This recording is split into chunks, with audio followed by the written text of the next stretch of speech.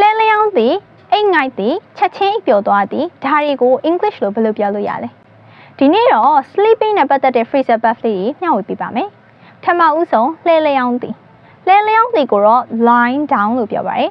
For example I'm so tired I want to lie down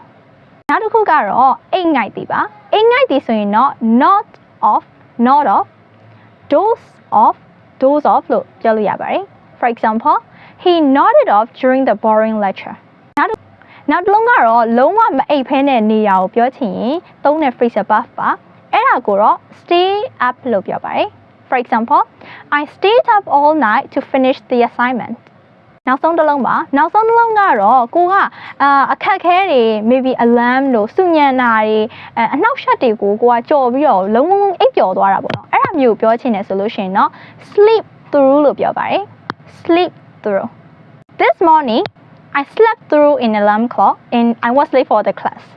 ဒီလိုသုံးလို့ရပါတယ်အားလုံးတော့သုံးမယ်လို့မျှော်လင့်ပါတယ်ဒီနေ့တော့ဒီလောက်ပါပဲနောက်ဗီဒီယိုမှာပြန်တွေ့မယ်နော် See you in the next video bye bye